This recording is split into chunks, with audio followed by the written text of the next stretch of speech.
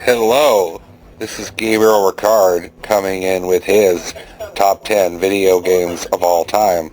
This list is constantly changing. I'm always playing stuff. I'm always getting into something new. But I'd say the top 5 are pretty static. But nevertheless, at number 10 we have Faith. I'm counting the whole trilogy. Number 9 we have Undertale. Number 8, Silent Hill 2. Number 7, Super Mario World 2, Yoshi's Island. Number 6, Parasite Eve. Number 5, Chrono Trigger. Number 4, Super Mario Odyssey. Number 3, Animal Crossing New Horizons. Number 2, Final Fantasy IX. And number 1, pretty consistently my number 1 game. Nothing's surpassed it since I finally got to play it 4 or 5 years ago. It's Earthbound. And that's my top 10 favorite video games of all time. Reading from last to first: Bloodborne, Abiotic Factor, Soul Reaver, Zillion, Spellcaster, Resident Evil 2, Spider-Man Web of Shadows, Phantasy Star Online, Devil May Cry, Silent Hill 2. Okay, here's my top 10 favorite video games of all time as of right now today. This list could probably change within 5 minutes depending on what mood I'm in. Number 10, Vampire the Masquerade Bloodlines. I can't tell you how many times I have played this game all the way through. It is still installed on my laptop today.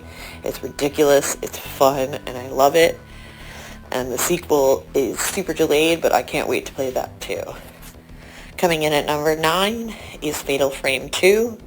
I actually never played any of the other Fatal Frame games, but it was so weird and different for a horror game, and I really enjoyed it. Coming in at number 8 is Luigi's Mansion. At number 7 is Assassin's Creed Odyssey.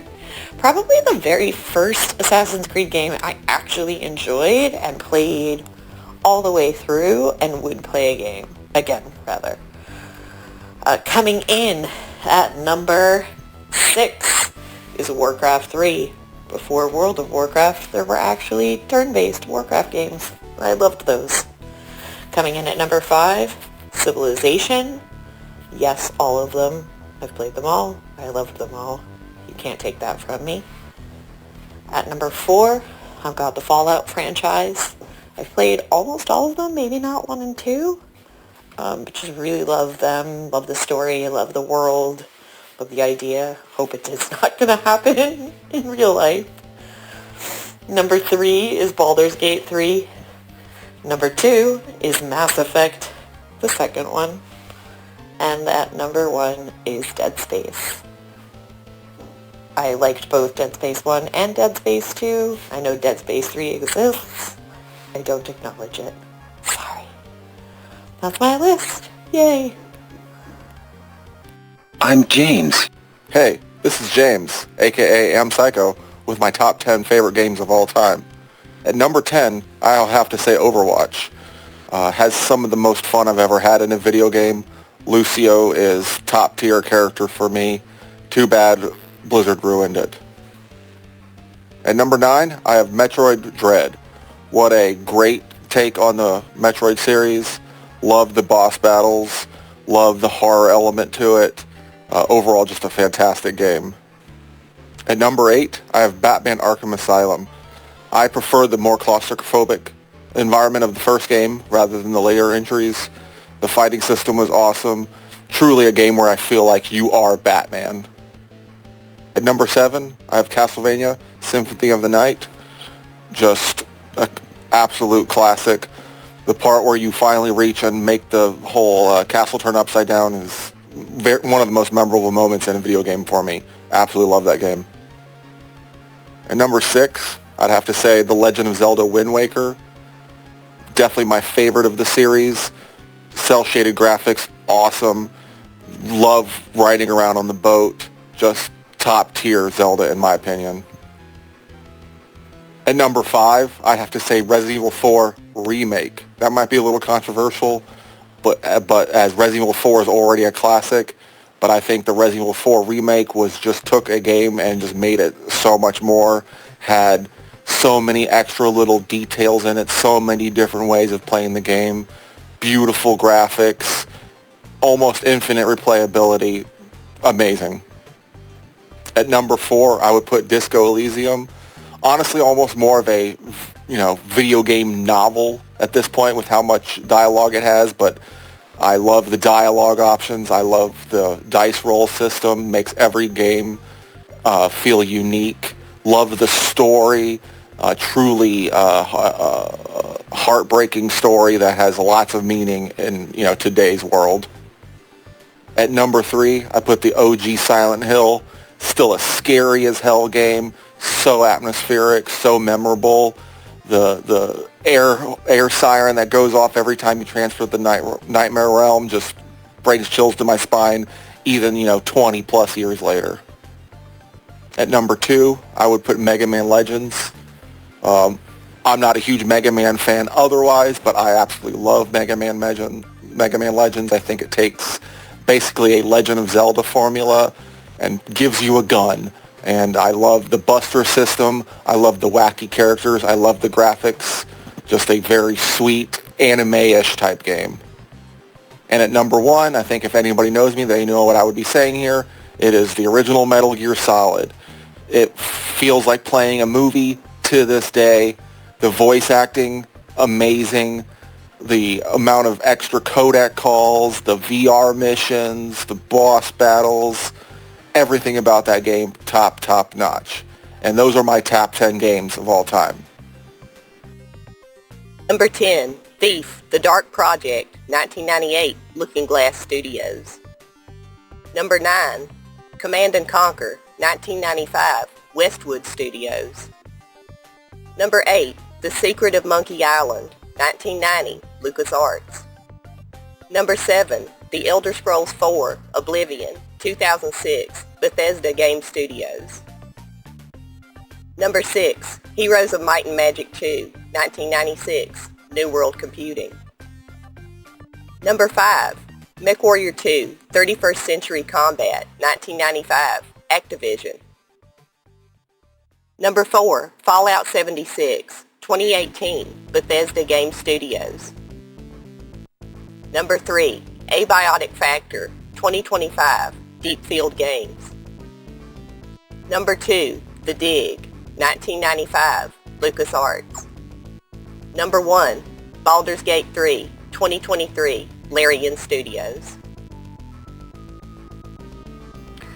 Good evening, fellow dwellers. This is V, and I'm gonna hit you with my top 10 all-time favorite video games. Everything on this list is a game that told a story that I found to be so compelling, I simply could not wait to get home and play more of it, could not wait to figure out how to figure out the boss fight, how to figure out a game mechanic, how to maybe get the best spec armor so that I could unlock the best part of the story, make the right decisions to unlock all of the cutscenes that I wanted to see, something to that effect. So each and every one of these either A, took me outside of my comfort level and playstyle, which is typically turn-based, or was a turn-based game that just kept me coming back for more and more and more and more. So without further ado, here we go. Starting with number 10, and The Last of Us. Number 9, Final Fantasy VII. Number 8, Fallout 3. Liam Neeson's my dad. Number 7, Metal Gear Solid 2. While there are a lot in the franchise to choose from, this was the first and the OG that really reeled me in and will always be my favorite. Number 6, Final Fantasy VIII.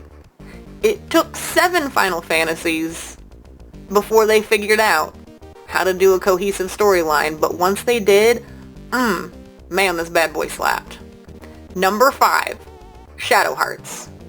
Massively underrated franchise in my mind, but the first game stands alone as quite a good game. Nice gothic horror aesthetic. Really liked the battle system with the little judgment ring. It kept you engaged and you weren't just like clicking through menus, which can get a little tedious and boring. And the story slapped, so thank you, Shadow Hearts. Number 4. I don't need to explain a lot of this, but it's Baldur's Gate 3. Can't think of the last time that I sunk 1,000 hours into a video game. I think it was probably before college. Number 3, Earthbound, or if you want to be insufferable about it, Mother 2. Game's quirky, cute, fun. It's got an excellent soundtrack, and I find it to be highly replayable for me. I play it at least once a year, if not more. Number 2, my all-time obsession, Xenogears, and I did enjoy the subsequent sequels that came from it, but the original one is the one for me. Some may have critique about how that second disc is unfinished, but I appreciate that Monolith was just really trying to do some things. Did they do them all? No. But did they do it far better than some of the other people out there doing it at the time? I think so. And finally, last but not least, certainly not, my number 1 all-time favorite video game is Chrono Trigger. And this is the bar at which all other RPGs are ranked for me. If it doesn't slap as hard as Chrono Trigger did for me, I am probably not going to like the game. And that's it. That's my top 10. I hope you like them. And if you don't, you can catch me outside. How about that? What are we doing? Top 10s? Oh, my top 10 favorite games? Alright. Number 10 would have to be Paper Mario, The Thousand Year Door. Number 9 would be Don't Starve. Number 8 would be Grim Fandango. Number 9 is Final Fantasy IX. Number 6 is Hotline Miami. Number 5 is Beautiful Katamari. And number 4 is Parappa the Rapid 2. Number 3 is Parasite Eve. Number 2, Yakuza, Like a Dragon. And number 1, that's Metal Gear Solid. Alright, thank you everybody. That was me. I'm Porky, also known as Sudsy3D, also known as Nick. Also, thanks again. Bye. Who the hell are you people? You disgusting scumbags. These scumbags, who, by the way, are not just stalking us on the internet, but my girlfriend said she saw one of them trying to photograph her near our house. These people have been stalking, harassing, and doing deplorable, awful things. Number 10 is Final Fantasy VII Remake, mostly because of the nostalgia, but partly because of that dart minigame. I love how it triggered my trophy hunting OCD, and I finally get to beat Wedge. That's for being voiced by Badger, you weird bitch. Number 9 is Twisted Metal 2. First game I ever bought brand new. I don't have Peacock, so I haven't seen the show yet, but I am willing to trade expired Baconator coupons for anybody's password drop in the chat. Number 8 is Call of Duty Modern Warfare 2. This is the last Call of Duty I feel that did a decent job on the campaign, especially that end scene that satiates my death fantasy to do something cool while bleeding to death. Number 7, Sonic Spinball. Love all the old Sonic games, but especially this spin-off, Sonic Spin-Off Ball. Number 6, I chose Heroes of Might and Magic 3, and I'm going to group that in with Might and Magic 7. They both feel like they build off the same exact world. Heroes is a third-person strategy that it's like in the Command and Conquer style, kind of feels like Command and Conquer stuck in Lord of the Rings. And Might and Magic is a first-person, even though you control 4 people. Like 1/4 person perspective, I guess? I don't know. Number 5 is Street Fighter 2. Just as easily could have been Mortal Kombat 2. Raiden's electric tackle is almost as annoying as Blanca's spin move. And that brings us to number 4, Resident Evil 4.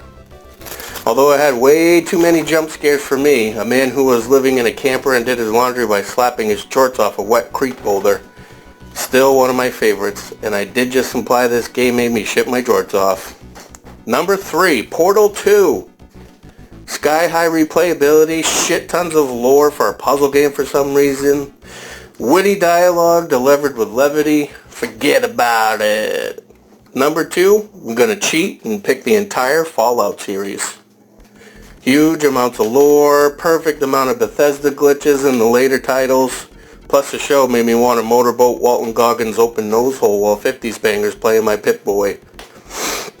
Brings us to my number 1, Skyrim. It's like if Dungeons and Dragons didn't make you pick a lane the way that Oblivion tried and failed to do. I want to be the king of fucking everything because it just makes sense that the College of Winterhold is run by the same exact guy who's the leader of the Thieves Guild. Hey all you lovely people, and OMB. Here's your favorite Jew with his list of top video games of all time. Starting at number 10, I'm going to go with X-Men Legends for PlayStation 2. Going into number 9, ESPN's NBA 2K5. You gotta love that they gave love to the no-name Detroit Pistons on the cover, and the soundtrack is full of banger after banger. Number 8, I'm going to go with WWF No Mercy from the year 2000, Nintendo 64. I spent many years playing and raging as a prepubescent boy. Number 7, speaking of simpler times, I'm going to go with the original Tony Hawk Pro Skater. That's another soundtrack that changed my life. Gave me really shitty music taste. For number 6, I'm going to go with the basic bitch answer here, Elder Scrolls V Skyrim. I've never seen a game that I played for so long waiting for the sequel to come out and continued to go back to several times. For number 5, I'm going to go with Super Mario World. From the Super Nintendo, of course. The game speaks for itself. For number 4, I guess this is another basic answer here, Final Fantasy VII. Made a little leftist out of all of us. For number 3, and the most recent, Baldur's Gate 3, which, when it's all said and done, could potentially be the greatest of all time. PC version, specifically. And speaking of PCs, for number 2, this one's going to be one that probably only Chris can relate to, Extreme Warfare Revenge from the year 2002.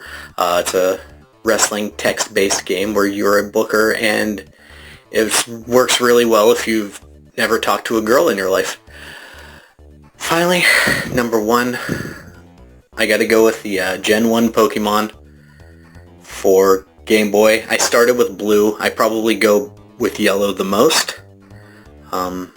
If you were not a junior high kid in the late 90s, you cannot explain the cultural impact that this game had on your life. I remember specifically giving my Game Boy to this little nerd for a weekend so that he could catch Articuno for me and show me the missing number glitch. But yeah, that's my list. Love you guys. Bye. Alright babes, you know what time it is. Here is my top 10 favorite video games of all time, starting with number 10. It's Star Ocean, the second story for the Sony PlayStation. This was a wildly fun game. It was a game that in an era where a lot of JRPGs were trying to reinvent the wheel and take advantage of what all this new 32-bit technology had to offer. This is a game that felt very much in line with some of the older, more traditional JRPGs, such as Final Fantasy VI, Earthbound, Chrono Trigger, things of that nature, and I really enjoyed it. Top-down isometric, semi-3D backgrounds, pre-rendered graphics. It was a very fun, very colorful RPG story that blended fantasy and tech. Addictive, really fun story. I also liked the cooking mechanics in that game. I think that, it was one of the first to do it on the PlayStation. Coming in at number 9, it's Donkey Kong Country for the Super Nintendo. When I was a young kid, we had the Sega Genesis and the Super Nintendo in our house, but at first we were just exclusively Sega kids. And when my brother and I would go to my cousin's house, she had the Super Nintendo, and we would play Donkey Kong Country for hours. And we did get the Super Nintendo eventually, and it was, I think the first game we got, and we powered through that shit. My brother and I playing as Donkey Kong and Diddy. Lots of nostalgia, but it's not really just nostalgia. I really genuinely do think it's probably the best platformer of all time, and it's a game that was at the end of the Super Nintendo's life cycle, and it was pushing the boundaries on what you could have done with that tech, and it looked better than what some of the 32-bit consoles that were already out at the time were able to achieve. Coming in at number 8 is Final Fantasy VIII.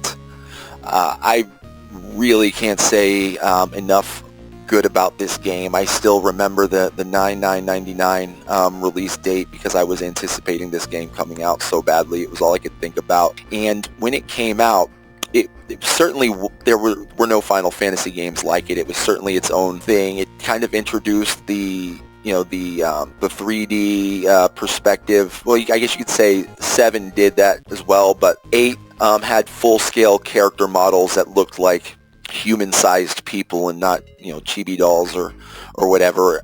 The story was, to this day, one of my favorite stories in a JRPG. Very touching, very moving, very confusing at times. And I know there's a lot of people take issue with the draw system and how easy it is to become OP in the game early on, but it's really not something that I care about out of an RPG. I'm looking for an immersive story and a dreamlike soundtrack that gets stuck in my head for years, and that game was certainly that in spades. My number 7 is Persona 5 Royal. I went back and forth. I wanted to include a Persona game on here. I loved Persona 3. I loved Persona 4. And when I first played Persona 5, I actually did not like it. I was kind of stuck on the beginning. Not stuck as in it was hard for me. Stuck as in I just, for whatever reason at the time, didn't have the motivation to play it and power through it. And then one day, I did end up picking it up from start and played it, and then found myself getting lost in it and wondering why I sat on it for so long. I'm sure we all have games like that we've just sat in our stack unplayed for a while until we finally gave it the time of day and then fell in love with it. For me, that was Persona 5, and Persona 5 Royal is the superior version of the two, just because it adds so much robust additional content and storyline options and romanceable characters. And the soundtrack is just a fucking vibe, even if it is the same 6 songs over and over again. Coming in at number 6 is Final Fantasy VII. This is, I went back and forth on what I was going to have higher on here between 7 and 8, because 6, 7, and 8 are just the pinnacle of what that franchise, what that series had to offer. And 7, I think, when we strip away the nostalgia, when we strip away the hype that the game has had, it being the one entry in the entire franchise, it's had several film adaptations and remakes and DLCs, whereas a lot of other games in the series don't even get so much as an afterthought. We strip all that away. If Final Fantasy VII isn't a success, we don't have Final Fantasy VIII, we don't have Final Fantasy 9, 10, fucking 4 13 games and 2 12 game or 2 10 games, whatever. It was the franchise that really brought the series to mainstream prominence in a way that was going to ensure the future. And it's just, how do you not like that story?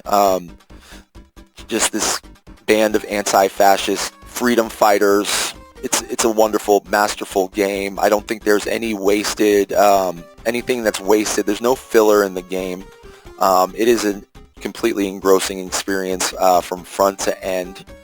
Number 5, it's going to be my favorite survival horror of all time. It's one that I really put a lot of time into. I ended up getting the Platinum Trophy for it, which included beating the game on the most insane difficulty. And that's Alien Isolation for the Sony PlayStation 4. I believe it's for the Xbox One as well. And man, that game had me on the edge of my seat the entire time I was playing it. I was fucking frightened. It was so effective in creating that, just in terms of aesthetic, recapturing the feel of that, retro futurism from the first 1978, 79 Ridley Scott Alien movie, how all the tech looks really out of date, out of time, and that's what I want. I want those, those CRT monitors with the green scan lines. I don't like it when the future is represented as something that's like sleek and clean. And in most Alien interpretations, after I feel like Alien 3, they've updated the tech in the films to kind of keep up with what modern expectations of what that future may look like, but not Alien Isolation. It takes place in between Alien and Aliens in the timeline of the films. So it maintains that aesthetic to a wonderful extent. It's a very scary game. It's very claustrophobic. It does really well with creating these moments of tension that just keep your heart pounding the entire time, man. There are stretches in that game where you don't see a xenomorph for hours, and the world, and you know that you're not. The threat's always there. It's always looming, but you'll go hours without seeing an alien, and just the world that they've presented for you, even with the absence of the aliens, is terrifying. The androids, I feel like, are the most terrifying aspect of that entire game. You forget that the xenomorphs are even a part of it. It's really good. Can't recommend that game enough. It is truly like what you would expect from a survival horror game. It's atmosphere, it's tension, and it's a story that sticks with you. Number 4 for me is going to be Grand Theft Auto Online, which we're technically going to say Grand Theft Auto 5 because it came packaged as part of Grand Theft Auto 5. But make no mistakes, number 4 on my list is not the Grand Theft Auto 5 game story campaign that features Michael and Trevor and Franklin and all that stuff. Certainly it's a great game, great story in its own right. It's the GTA Online component, which many will agree is a completely game entirely, especially if you're somebody like me who plays GTA RP. I've cut it up with other dwellers here in this chat many a nights in GTA RP. You can load in and you can find me and Nick and V and James and Jose just causing trouble and being a nuisance.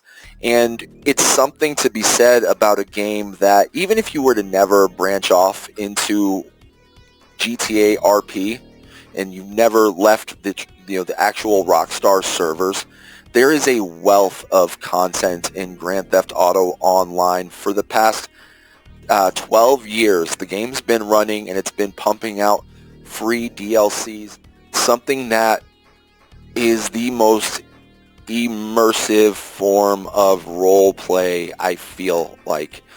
And it's being aided by one hell of a beautiful engine. Number 3, Legend of Zelda Ocarina of Time. Incredible game. It's one of those games that when it came out, you couldn't escape it. It's a game that I sunk a lot of time into. It's a game that I still come back to, and it's easy to get lost into. And I still remember just the sadness that I was saddled with when I came back as adult Link after the time jump, and the whole world was just decrepit and a shell of its former self. And that stuck with me as something that was so saddening. Coming in at number 2, it is Metal Gear Solid for the PlayStation 1. I loved that fucking game, man. I still love that game to this day. I will still prefer it over the GameCube remake Twin Snakes. I know that's weird, but it's just comfort food for me, man. I still remember the day I stayed home from school sick because I had just rented the game the night before, and I was eager to power through it, and I ended up not going to school that Monday and beat the game in an entire day, ate my dinner, came back and started a new save file. So it's just not enough good to say about that one. It might be unfair to say that it's Hideo Kojima's magna opus, because really you could take any one of Metal Gear Solid 1, 2, or 3 and make the argument that it is the greatest Metal Gear game of all time, and I wouldn't argue with you. And finally, my number one. It's a game that if you've listened to any of my podcasts on film that I've done in the past, you'll know that it's a game that I've often brought up many times unprompted for no good reason, much to the confusion of everyone around me. But it's Parasite Eve for the Sony PlayStation. We got the game on Christmas of 1998, which is so funny because the game takes place on Christmas of 98. It was the first game that we opened up and popped in our brand new Sony PlayStation, and I don't think we even thought about opening the other games for several hours. We were fucking locked in, and it was that opening scene in the opera house after the transformation, and you're just exploring Carnegie Hall, and you're uncovering all the charred bodies, and you see that FMV cutscene cutaway of the rat transforming, and we're just like, what the fuck is this? And yeah, man, we were hooked ever since, and it's a game that I still come back to from time to time. It is the perfect blend of JRPG and survival horror. Maybe not survival horror so much in terms of gameplay mechanics, but in terms of aspect and vibe. It was certainly a game that's always stuck with me. So that's my top 10. Thank you guys for entertaining me. Good night.